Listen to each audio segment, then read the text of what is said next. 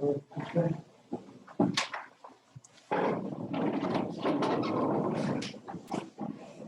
Let's pray to the Lord. Most gracious God, you are the creator and sustainer of all life. We ask that you send your right hand of blessing upon this gathering that we have created today, that our minds may be informed and our hearts moved to recognize the precious gift which you bestow upon us, and that the work we do may always be for the glorification of your holy name and the building up of your holy church. This we ask in the name of the triune God, whom we glorify, Father, Son, and Holy Spirit, now and ever, and unto ages of ages. Amen. Okay. So thanks everyone for being here. When we first started St Ambrose Society up this first semester, we talked about having speakers. And of course, Father Chad mentioned Wesley J. Smith. And as soon as he mentioned him as an opportunity, I thought we'd jump on that. Because I've been reading Wesley's work for years. He's also got a podcast by the name of Human Exceptionalism. I'd recommend checking that out. He's got more than the books I laid out on the table, but you can check those out if you like. You can borrow them if you want to. You're more than willing. And Wesley here writes on many topics, but one of the topics he writes on a lot that really got him into the bioethics discussion is about physician-assisted suicide and euthanasia. I'm sure you might want to talk about your relationship with that woman back in I think it was the 90s. Other than that, we'll have about 40 minutes and then some Q&A afterwards, if that's okay. The floor to you, Mr. Smith. That'd be great. Thank you very much. And thank you for having me. I'm especially interested in talking to this group because I think the priests and the pastors are woefully in our society, are woefully unaware of all that is happening, and are going to be bearing the brunt of the oncoming tsunami of culture of death, advocacy, and attitudes when their parishioners or the people that they pastor come into the study for some counseling. And it doesn't just involve things such as assisted suicide and lethal injection euthanasia, but healthcare rationing, something called futile care, F-U-T-I-L-E, where people are refused wanted life-sustaining treatment based on quality of life considerations. Cases like the Terry Schiavo case, which I was hip deep in advocating to try to help save her lives. And so I'm really happy that you had me here today. And of course, I'm a trustee at St. Vladimir, so I'm very interested in the quality of education that is received there. Joseph mentioned my friend, and this is how I got into this. And by the way, since there are relatively few of us, if people have questions while I'm speaking, I'm certainly not against just having that brought up at the time that perhaps I'm addressing an issue if people have a question, or we can have questions at the end. I'm more interested in what you're concerned about than what I want to tell you. So I really do encourage questions, and we'll go from there. I would just wish I could be at the seminary in person, and hopefully soon that can happen again. I was very happy in the early 90s. I was writing books with Ralph Nader, the consumer advocate. He and I had become friends back in the 80s. I'm a lawyer by training, and I wrote a book called The Lawyer Book, A Nuts and Bolts Guide to Client Survival. It was a consumer advocacy book for clients, which at the time had never actually been written before. And when I turned in the manuscript, I said to the editor, wouldn't it be wonderful if Ralph Nader wrote the introduction? And she said, well, let's send it to him. And I was, we can do that? She said, sure. So we did that. And Ralph loved the book. It's one of the great honors of my life. And he wrote a tremendous introduction. And he and I became friends. And then eventually we became co-authors on various issues, ranging from winning the insurance game, which was about buying insurance. And then we were working on the last book we happened to write together, which was called No Contest, Corporate Lawyers and the Perversion of Justice in America, which was a passion of Ralph's.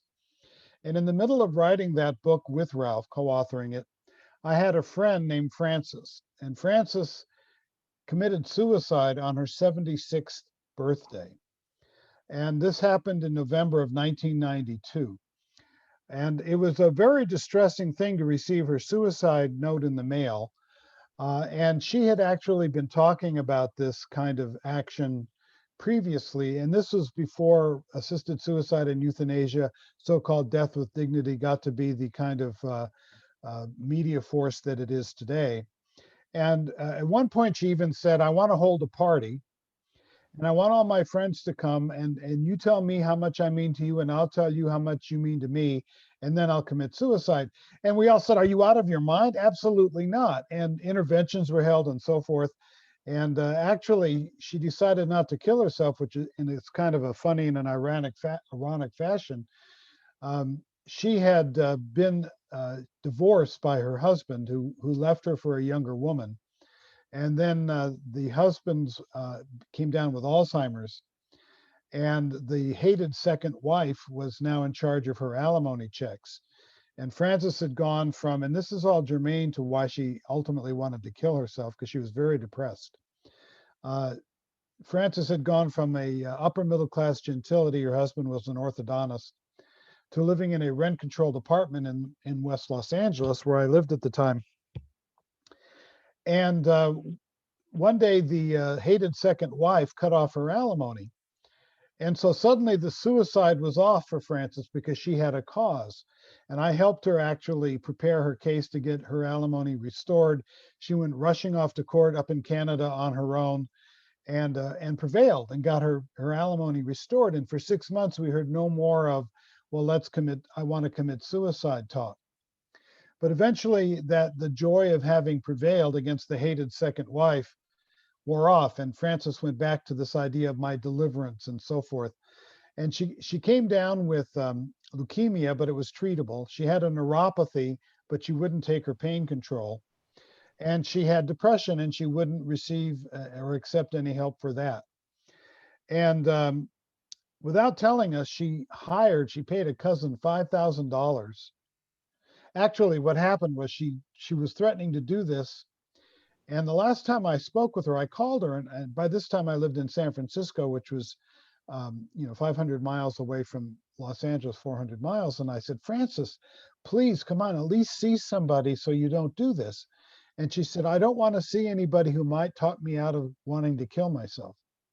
But then my mother called, and Frances was my mother's age, and they were friends. And Frances had told my mother that there had been a, quote, divine intervention and that she wasn't going to do it.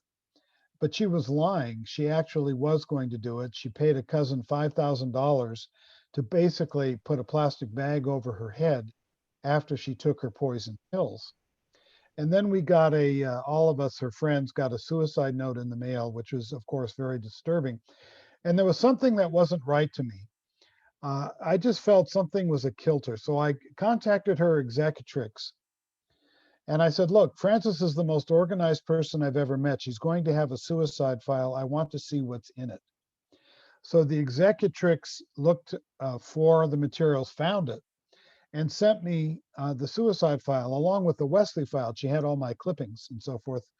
And the suicide file was filled with very scurrilous Hemlock Society. They're called Hemlock Quarterly letters. The Hemlock Society was the most, and still is, the most influential assisted suicide organization in the country. Only now they use euphemisms. They've changed the name to Compassion and Choices, but it is still the old Hemlock Society. And at that time, they published the Hemlock Quarterly, which was basically a publication devoted to teaching people how to commit suicide, giving them moral permission to do it, and giving them the various drugs to take, and also having proselytizing about suicide. I mean, stories of good assisted suicide. And one of them is so vivid, it remains in my mind. I was so upset by it, where the person in this vignette said, my loved one laughed and giggled and seemed to relish the experience. And Frances had underscored this in yellow. And she'd underscored in yellow the various drugs to take, their level of 1 to 5 toxicity, and how to use a plastic bag. And I was so upset by what happened. It was as if her friends were trying to keep her in life And these people, these strangers who didn't know her, were yelling, "Jump, jump, jump," as if she were going to jump off a building. And so, being a writer, I had an outlet. And I hadn't really given much thought to this whole issue, but I wrote a piece for Newsweek magazine called "The Whispers of Strangers." And it came out in June of 1993. It's available if anybody wants to read it. Just Google in Wesley J. Smith, "Whispers of Strangers," and it'll pop up. And in that, I was kind of beginning to work my way through what the consequences might be of accepting this kind of a viewpoint for society, particularly for the people who are weak and vulnerable. And I even warned against organ harvesting as a plumb to society. And then I thought that was going to be it. I thought it was a one-off kind of piece. I'm happy writing books with Ralph Nader. I wonder what our next project will be, and so forth. And the hate mail just started pouring in. And I received about 150 letters from that piece, at least 125 of which were wishing me to get cancer, saying that what Francis did was good and noble, et cetera, et cetera. And realize that this was back at a time when, if you wanted to tell somebody you hope they suffer long and then die hard, you had to take something called a piece of paper, and you had to put it in a typewriter or use something called a pen and write a letter. And then you actually paid for the privilege of sending the hated author hate mail by putting it in an envelope and putting on something called a stamp. Because in those days, you didn't have those easy email links to just tell people what you think. And so the fact that I got 150 letters was pretty remarkable. And that so many of them were negative really shocked me, because I thought what I wrote was uncontroversial. I didn't expect it to make much of a ripple at all. I was just warning people about this incipient movement that I thought could cause a lot of harm. And I expected that to be it. But once I got the hate mail, I began to think, what happened to my culture and where was I when it happened? And I was contacted by a group which was then called the International Anti-Euthanasia Task Force. It's now called the Patients' Rights Council. And they asked to reprint the piece. And I said, do you know what these people think? And they said, yes, Wesley, we know. I said, are you aware that the goal here is actually much more than they're claiming? And they said, yes, Wesley, we know. And I said, I've got some talents I think maybe you might be able to use. I'm a public speaker, I'm a writer, and they found out my biography. And so they really wanted my assistance, and they started to feed me stories. And this is when fax machines were actually on those roller papers I was getting basically packages or mail in the mail every other day with various stories about assisted suicide. And I offered to give 10% of my time, then it was 20, then it was 50. And finally, Ralph asked me, why are you doing so much on euthanasia? And I explained it to him. And he said, you know what, you're right. And he gave me his blessing, via con Dios, go out and advocate on your own on this issue because it is important. And I began to do that. And that led to a book called Forced Exit. I don't know if it's there with you now, which has come out in 3 versions. And it led to me traveling the world, lecturing on euthanasia, assisted suicide. I've toured Australia twice. I've been in South Africa. I've been in Poland. I've been in England. I've debated at the Scottish Parliament. I've been in Canada. I mean, it goes on, which I never dreamed was going to happen for me or to me, is even a way you might put it, because it's been a very difficult road. It has been a very hard charged issue because of the darkness that surrounds it and how the darkness is pretending to be light. And so that's how I got involved in this issue. And how far this issue has spread, I let's say my real entry into anti-euthanasia advocacy is probably, even though it was June of 93, I didn't really start jumping in until November of 93. So I've been doing this for about 28 years, 27 and a half years.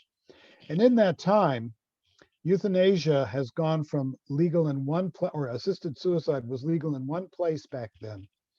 And that was Switzerland. And it was a little known law that was actually passed in the 40s that had nothing to do with the death with dignity movement. It just allowed assisted suicide.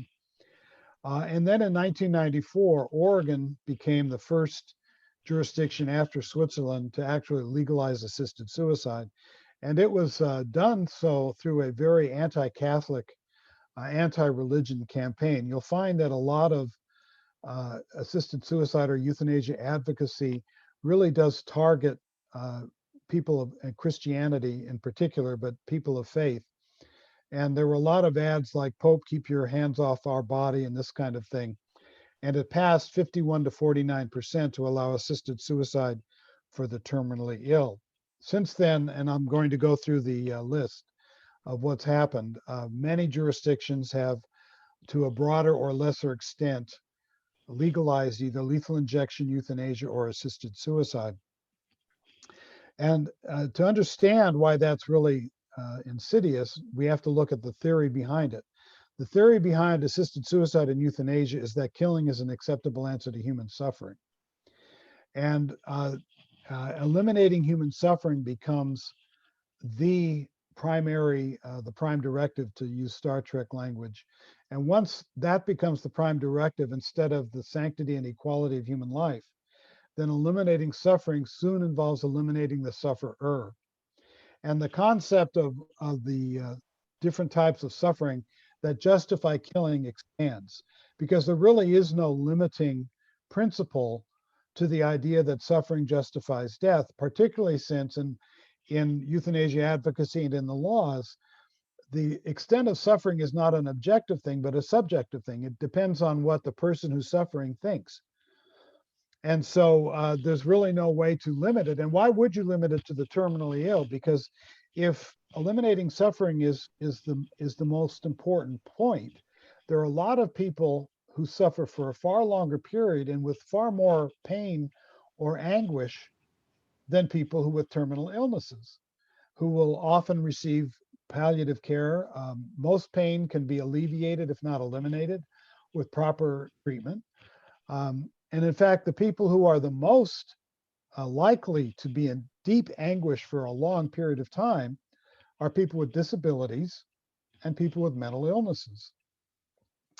And indeed, people with disabilities have become some of the strongest opponents of assisted suicide and euthanasia around the world, because they see themselves as the targets. And the reason they do is you're all too young, I can tell, to remember Jack Kevorkian, but back in the 90s, Jack Kevorkian was a retired pathologist who started an assisted suicide campaign where people would fly to Michigan to be hooked up to his suicide machine, and then later to be hooked up to carbon monoxide canisters for assisted suicide. And most of the people who went to Kevorkian were not terminally ill, even though that's how the media described it. Most were actually disabled and depressed. And that was from the very beginning. And so the disability rights folks looked around and saw people generally applauding Jack Kevorkian, assisting the suicides of people with multiple sclerosis, or assisting the suicides of people with paraplegia from injuries and so forth. And they said, oh my gosh, we're the targets. And they started to actually advocate against assisted suicide. They were not in the fray in '94 when Oregon legalized assisted suicide. They got involved shortly thereafter. And I think one of the primary reasons that assisted suicide in the United States is still relatively limited after all of this time and the millions of dollars people like George Soros have poured into legalizing it. It's legal in 8 states in the District of Columbia by legislation. Is that the disability rights folk, who are not, by the way, pro-life on abortion, generally speaking, obviously there are exceptions, they're not conservative politically, generally speaking, they're not religious in their outlook, generally speaking, they tend to be quite secular, but they do believe that they are the targets of this agenda and that it is a form of discrimination, which I agree completely with. They have made a difference in holding it back because they're part of the disability rights community, as part of the Democrat Party coalition, and the states that tend to push assisted suicide, and obviously it's not unanimous, but it's the liberal states and Democrat legislatures that tend to pass these kinds of bills. like in California, like in Washington State. Well, that was done by voters, but it's a liberal state, like in Vermont, like in Maine, like in New Jersey, and so forth, District of Columbia. So that's where we're at. And I want to go through some of what's happened since I started working against assisted suicide in 1993. At that time, the Netherlands was permitting active lethal injection euthanasia. It was technically still illegal. It was not lawful, but they had created kind of a decriminalized system where if a doctor euthanized someone and reported themselves to the coroner, if they followed the quote protective guidelines, then they would not be prosecuted. And understand that protective guidelines are always promised, but they almost never hold, and they're not intended to hold. They're intended to give people false assurance. So in the Netherlands situation, there was not a requirement for terminal illness, but it was strongly implied, but it was called force majeure. That is, there's no other way to prevent the suffering other than killing the patient, which is a false premise, by the way.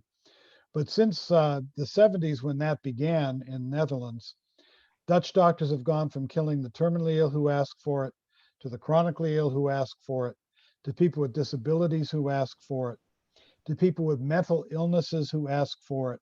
They're now arguing about euthanizing the elderly who have lived a complete life, it's called, or who are tired of life, who ask for it.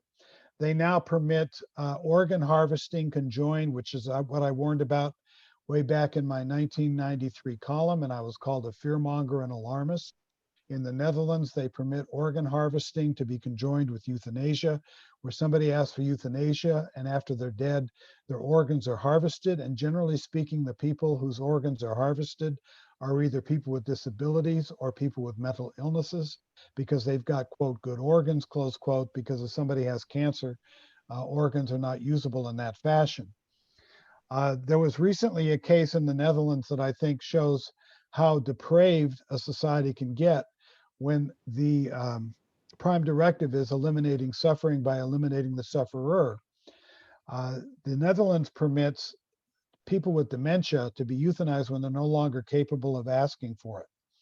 And this is done if they sign a written directive asking to be killed by a doctor once they become incapacitated.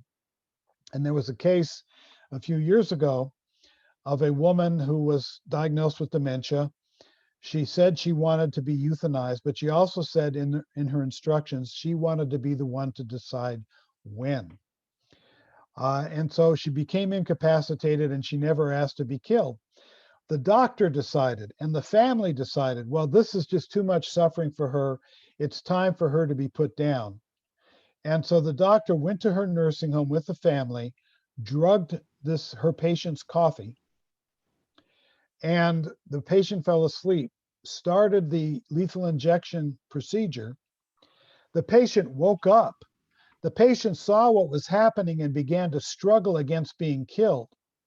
The doctor instructed the family to hold the patient down, which they did, and completed the homicide, because that's what euthanasia is when it's lethal injection. It's homicide, somebody killing another person. It's not an illegal homicide, which is murder or manslaughter, but it is a homicide. And the euthanasia authority said, well, that was okay. And then there was an international outcry, including by yours truly.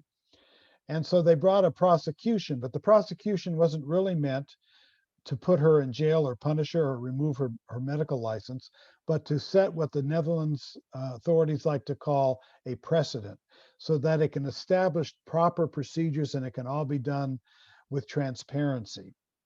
And the Supreme Court of the Netherlands released this woman completely, this doctor, saying she was acting in good faith. And then after that, the parliament said, okay, if somebody's demented, we should let them be drugged, which was against the law when this woman did it, the doctor did it. And we should let the doctors decide when the time has come to kill the patient. So you can see how guidelines don't hold. The case in question violated every guideline that with regard to dementia patients that existed. Didn't matter. it just led to a further loosening of the guidelines, which is a pretty standard pattern, either on a quicker level or a more slow level. The guidelines tend to expand over time once people accept the premises of euthanasia consciousness. Belgium has been even more enthusiastic about euthanasia than the Netherlands. In fact, there's a terrible case out of Belgium. They have no age limits, by the way, in Belgium.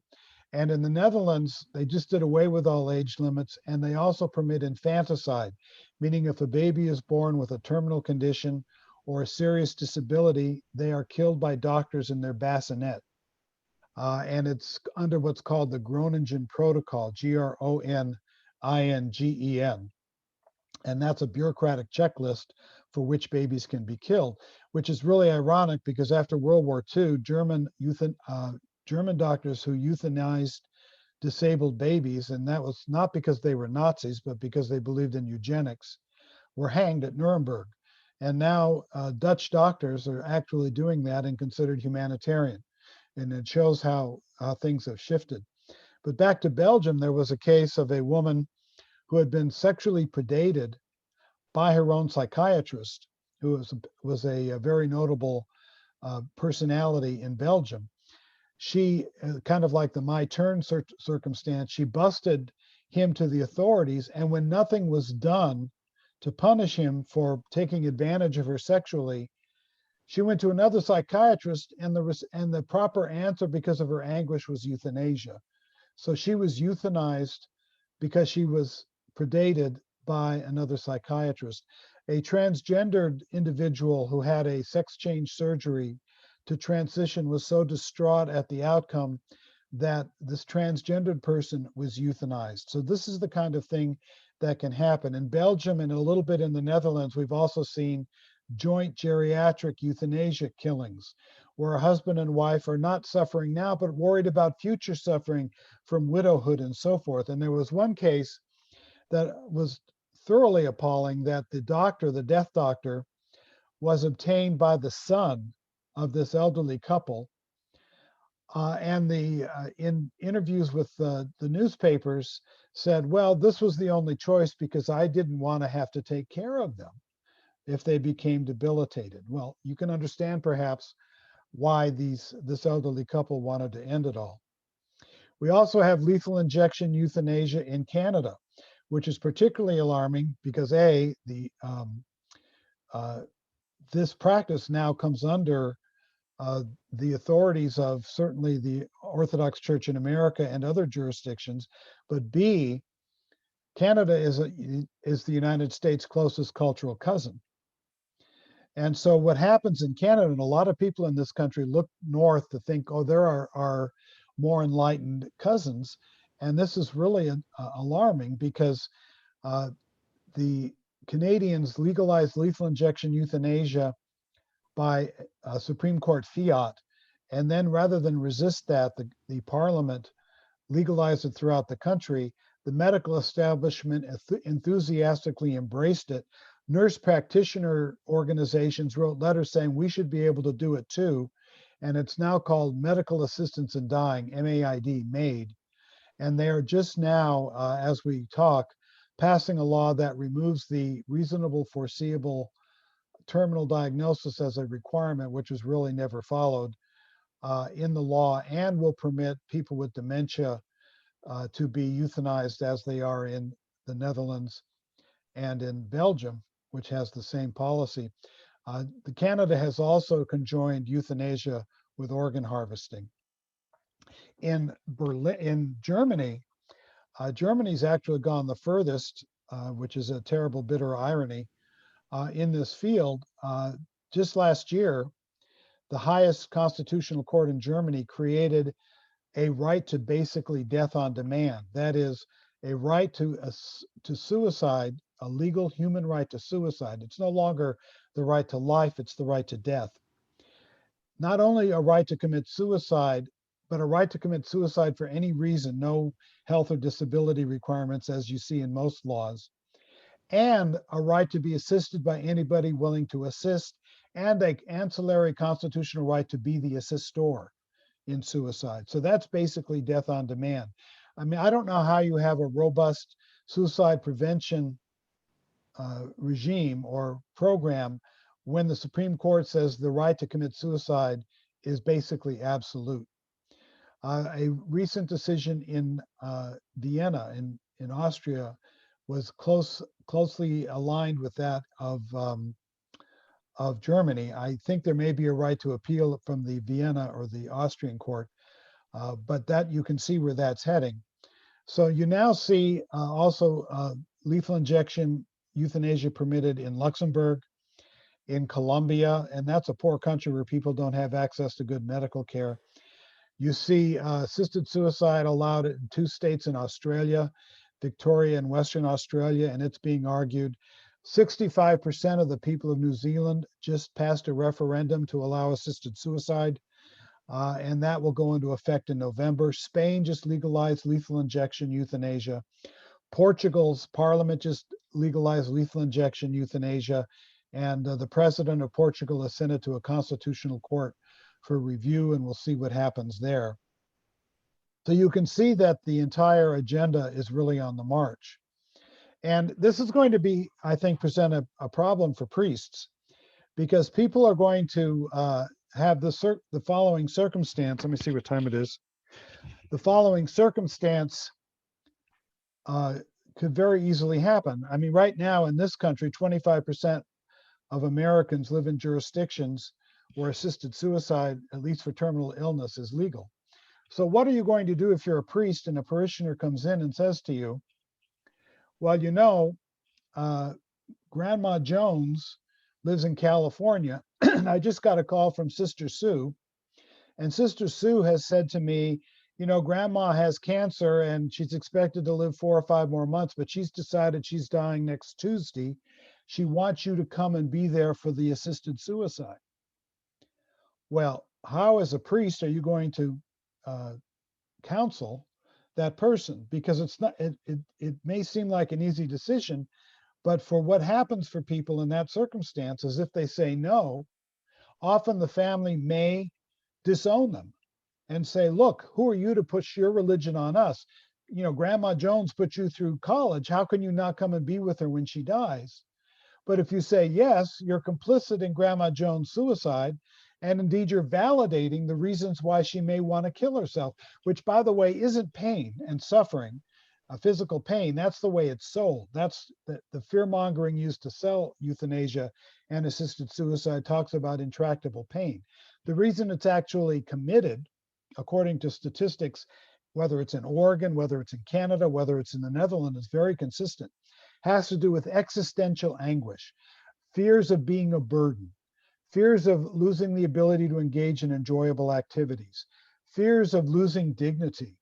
Now, these are very real and important kinds of issues, but they are treatable. With proper intervention in suicide prevention, you can treat these circumstances. You can help people see that they're not a burden. You can help people see that they're not losing their value, that they're not going to be thought of poorly in the future. And in fact, this idea of being thought of poorly because people go through a dying process is a real fear that people with terminal conditions have. You may remember Brittany Maynard, the young woman who was tragically came down with brain cancer and became world famous because she promoted assisted suicide and was named by CNN as an extraordinary woman of the year. I think it was 2014, because she committed assisted suicide.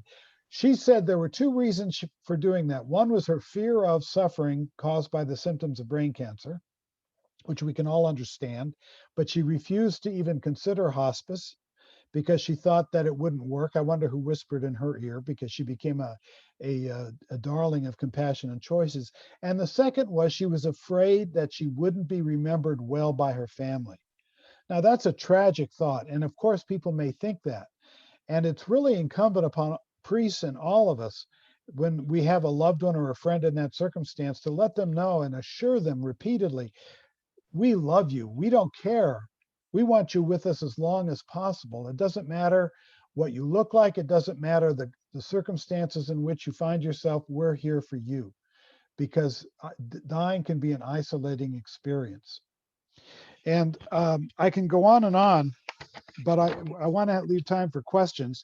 There's two other issues I want to get into. Number one is there's a real danger that doctors will be forced to participate in assisted suicide as a condition of medical licensure.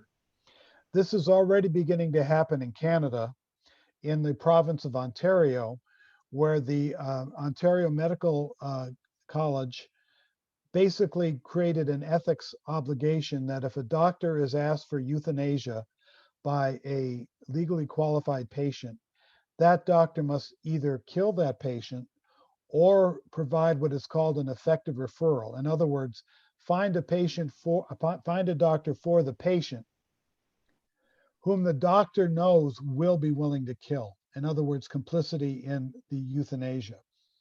And so an Orthodox doctor, knowing that this would be a terrible sin to kill a patient, may be forced into choosing between his or her career and medical licensure and his or her faith. And it doesn't matter whether it's religious belief, could be just be moral belief.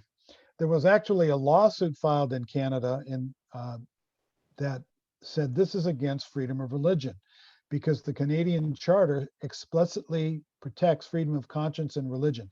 It's actually more explicit than our protection of the free exercise of religion. And the Court of Appeal said no. The right of a patient to receive any legal medical treatment that is paid for by the government, they call it equal and equitable access, trumps, which is not in the charter, trumps the explicit charter right of freedom of religion and conscience. It's kind of like Roe v. Wade. You know, we find things that aren't written there between the lines. And so that's a real problem for Canadian doctors. And in California, they just introduced a bill that would require doctors to refer. In Victoria, Canada, there's such a bill like that with regard to abortion. And in fact, a doctor was actually disciplined professionally because he refused to participate in a sex selection abortion and refused to refer the patient to a doctor he knew would provide the sex selection abortion. So that's going to be an issue going forward, medical conscience rights. It's also a problem here in the United States where with articles by, for example, Ezekiel Emanuel, who's a major bioethicist in the United States. He was a prime architect of the Affordable Care Act. He's a close advisor to President Biden, has written in the New England Journal of Medicine that doctors should have to provide all legal procedures for patients who ask for it as a matter of patients' rights, so long as the procedure is not controversial in the medical professions. And of course, that gets beyond assisted suicide to issues of abortion, transgender transitions, and so forth. I just want to finish with one true story that shows you the potential for harm here. I was, for a while, a hospice volunteer, and I would go into the homes of terminally ill people one day a week for 4 hours to do whatever needed being done.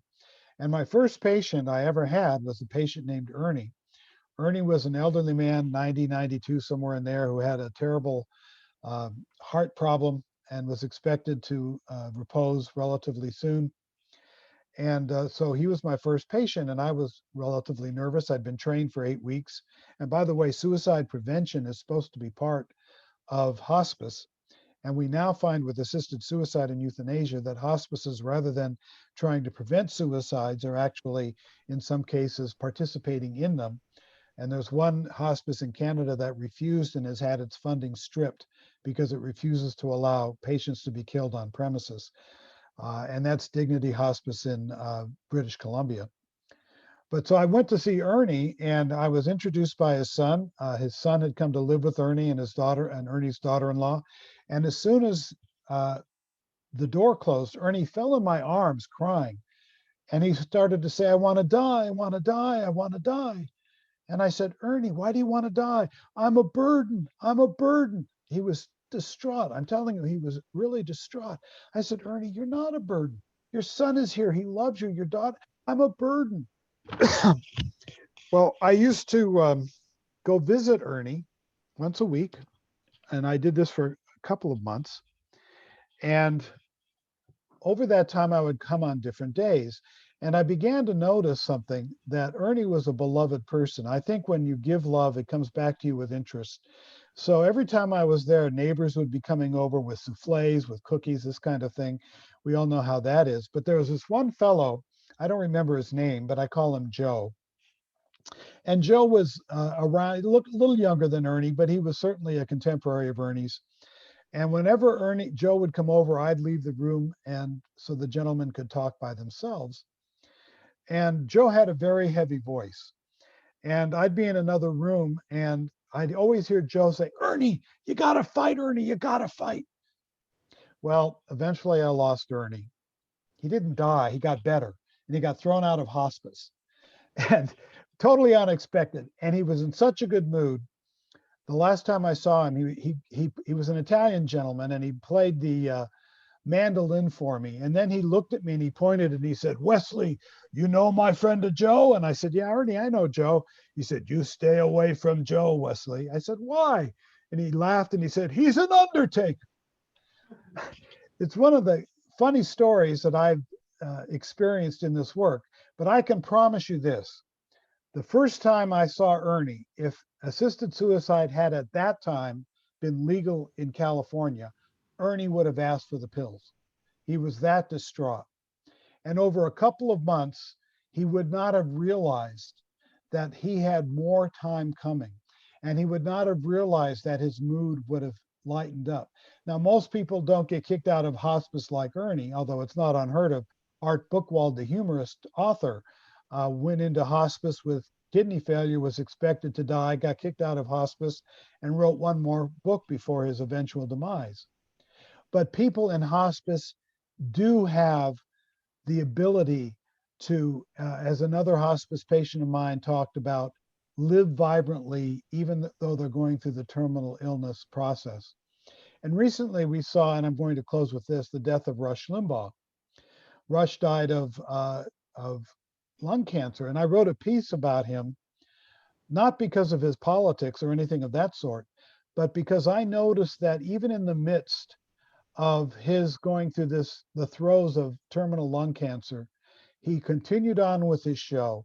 He showed that dying isn't dead, it's a stage of living. And he kept on keeping on until the end. And that's the kind of thing we used to honor in this country, and we used to support people in. And today I'm worried that when the hard diagnosis comes, the time may come where people will say, "Well, why aren't you killing yourself? There's no point in living because of your suffering." So I'll stop here. I'd like to hear your comments and any questions you might have. And thanks for having me. Thank you so much, Mr. Smith. I appreciate it. I know you mentioned that your work back in the 90s was alarmist and slippery slope kind of accusations, but here you're presenting, like you do in the book Culture of Death, facts on the ground. Exactly. It's a tour. You gave us quite a tour, a 35,000 foot tour of the world and where we're at with this. And you also brought it home with very personal stories. So I appreciate that. You're welcome. And I think in terms of that, you will often hear when you try to argue against assisted suicide and euthanasia, the idea, "Oh, that's just a slippery slope." Well, that argument doesn't fly anymore, because there are so many now specifics. And here's the situation that I think is most unfortunately. Here's the way the slippery slope moves. Let's just use the example I did from my first piece. This is going to lead to organ harvesting as a plumb to society. No, it isn't, Wesley, you're alarmist. Then it leads to organ harvesting as a plumb to society. And the very people who said, "Oh, it won't lead to that, you're an alarmist," now say, "Well, it should, because we can make good use of those organs." Because mindsets change. Human beings are a logical species. When you accept a premise, we take it where it leads.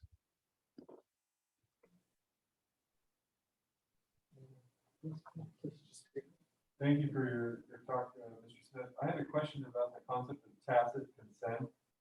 Could you speak up a little and also tell me who you are? I just wondered if you could speak a little bit about the concept of tacit consent and if that applies in the US or if that's prevalent in certain fields of end-of-life decisions and not others. Tacit consent is not something that I've dealt with very much at all, but what we often find is what is called a best interests kind of analysis. Now, at this point, it's basically done with regard to stopping life-sustaining treatment. Many of you may have heard of the Charlie Gard case in England. This is a classic example. Charlie Gard was a baby, had a terminal genetic condition, and the parents wanted to actually take Charlie Gard out of the hospital, bring him to the United States, because there was a New York doctor who said, you know, he had had some success in extending the lives of babies with similar conditions, not that exact one, but also there was some hope there, and the parents wanted to do that, and the courts prevented the parents from taking Charlie Gard out of the hospital, and also forced a termination of life support because it was deemed, his death was deemed in the best interests of the baby. You see that sometimes in other cases, and of course, if somebody becomes incapacitated, somebody has to make the decisions, and if they haven't left an advance directive, then often people will try to figure out what their values were or what the best interests are.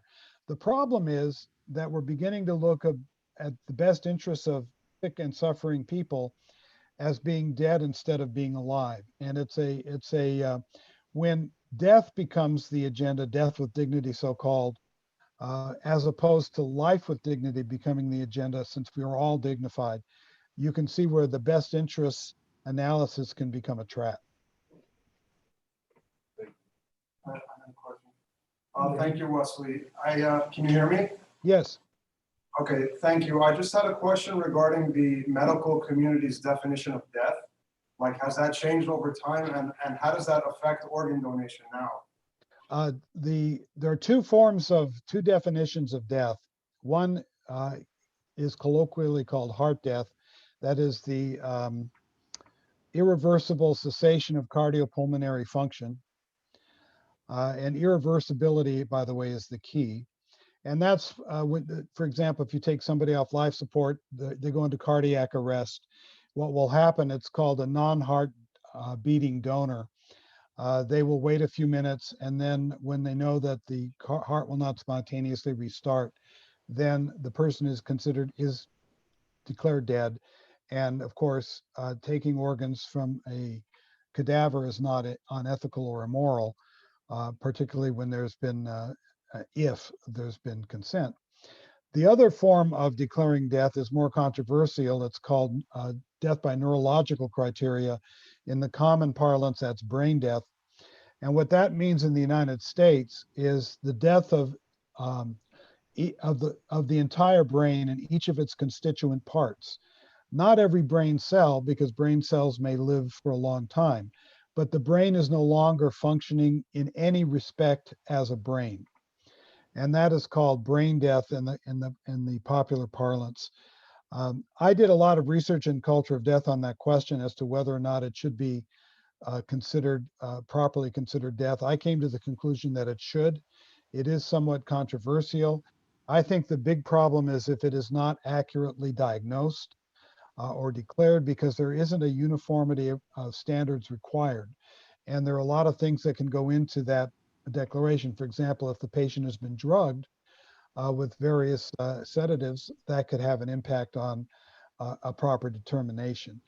But those are the two means of declaring death: neurological criteria and cardiopulmonary. And of course, the key issue is irreversible.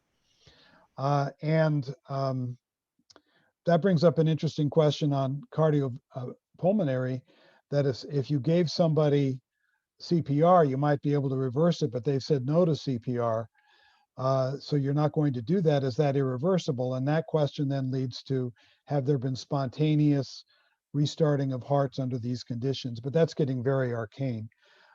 I think that today in the United States, almost entirely organ donation and procurement is ethical and is ethically procured and is ethically carried out. I was also a lay chaplain at a local hospital where I was actually involved in those kinds of discussions. and I was very impressed by the professionalism of the organ transplant people. There is now discussion of revisiting the question of brain death and trying to have a better definition, but that has not yet come to a culmination. I don't know if I'm understanding correctly the difference between active euthanasia and passive euthanasia. Right. Could Passive you euthanasia, yeah, passive euthanasia is not a term that I use because it is confusing. That when people say passive euthanasia, they're talking about removing unwanted life-sustaining treatment. That is perfectly ethical. Nobody has an obligation to be hooked up to machines. And so if, let's say somebody's in the hospital, they're on a respirator, and the advance directive or the family or the patient says, look, I just don't want to go through this anymore, it is ethical to remove the respirator. And if that person dies, sometimes that's called passive euthanasia, but it really isn't, because you're not killing that patient. That patient is dying naturally of his or her underlying condition. And by the way, some people who have their respirators removed with the expectation that they will die don't. And even with regard to non-heart beating cadaver donor protocols, if somebody has their life support, their respirator and so forth removed, and they don't die after a period of time, that life support is restored and they cease to be qualified candidate for the protocol. Now, there is one exception. I don't like the term passive euthanasia, but there is one form of removing medical treatment that leads to only one outcome, and that's removing food and water. When it's supplied through a feeding tube, it's considered medical treatment. And like any medical treatment, it can be withdrawn or withheld if it isn't wanted. And that is done in all 50 states. And it causes people to die slowly over 2 weeks by dehydration. That's the Terry Schiavo case. There is now actually an effort on the part of euthanasia and assisted suicide activists to permit what's called voluntary VSED, voluntary stop eating and drinking. Compassion and Choices, which was the Hemlock Society, pushes the idea of suicide by self-starvation on elderly people on their website. And there are also people saying that if somebody writes an advance directive saying, if I reach a certain point, I don't want food and water, meaning spoon-fed food and water, which is not a medical treatment, it's humane care. It's a humane care like keeping somebody warm. It's humane care like keeping somebody clean. It's humane care like turning to prevent bed sores. And so these activists are saying that they want caregivers forced to starve their patients to death by withholding spoon feeding, which is not the same thing as a feeding tube. And one state, Nevada, has basically passed something that would look to permit that. I don't know of any cases where that's been done. I've known of lawsuits where that was attempted to be forced, but that's something that's going to be coming in the future. But removing life support is not causing death. It may be allowing death that would naturally occur. Euthanasia as we talk about it, is a lethal injection intended to kill, a homicide. And assisted suicide is an intentional prescription of a poisonous overdose of barbiturates to cause death. So one is a natural death, one is intentionally causing death. The removing life support, except in the food and fluids cases, may or may not result in death. Euthanasia and assisted suicide, if it's done right, will result in death. Thank you. I think we have time for one more question. You mentioned activists or anti-euthanasia activists. I was wondering if you do have any positive developments in the fight against euthanasia and physician-assisted suicide. They're few and far between, to be honest with you. It's a very difficult time. Basically, people like me are engaged in a holding action. In the United States, the mentality has not swept the country. And because there is that robust coalition that I discussed involving disability rights activists, we are often able to stop states from passing it. And that anti-assisted suicide coalition consists of pro-lifers, Catholic Church, the Orthodox Church, religious conservatives generally, politically liberal disability rights activists. The American Medical Association still opposes assisted suicide, which is important, although there's efforts to try to get them to change to neutrality. It involves advocates for the poor. Quite often it involves civil rights organizations who note accurately that sometimes people of color have difficulty getting access to quality health care. We should make sure they have that before we give them access to assisted suicide and or euthanasia. But honestly, the culture is going in the wrong direction. And that's where you all come in, because I've got a finger in the dike doing the best I can along with my colleagues to stop this. But the only way it'll ever really stop is if the culture transitions away from hedonism and decadence and this idea that suffering is the worst form of worst aspect of human life, and return to the idea of a equality, sanctity of life ethic. And the best way to fight assisted suicide, by the way, is to what I call talk liberal. It's a question of equal rights. If you tell somebody wants to jump off a bridge, and you run up and say, no, I don't want you to jump off a bridge. Let me help you. We'll find a way to overcome whatever is bothering you. And then they say, oh, but I have cancer. And you say, oh, that's different. Let me hold your coat. What have you said about the person with cancer? You basically sent a strong message that their lives are less worth protecting and less valuable than the rest of us. And that is a terrible message to send that some people in those circumstances actually receive. Also, you're telling people who may not be sick or disabled, but are suicidal, that suicide is the correct answer to suffering. And they're not going to say, oh, well, that doesn't apply to me. And so you see all of this assisted suicide advocacy in the midst of a suicide crisis in this country. Suicide rates are going through the roof. And yet you even now with suicide prevention organizations, you never see them bring up the assisted suicide issue, which I think should always be brought up because it's too controversial. So I think we're abandoning the weak and vulnerable among us. And the idea of choice has so caught on that we forget that choice has a context. And quite often, the thing that's really compassionate, and compassion means to suffer with.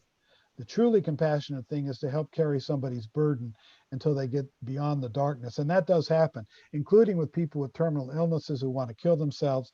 They later change their minds and are glad to be alive. Well, thank you so much, Wesley. I really appreciate it. And thank you very much for everyone being here. Your questions served to be a really good outcome of people. So thank you very much. Thanks for having me.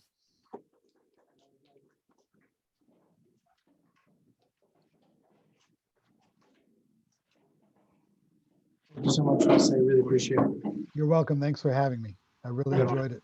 Bye. Goodbye.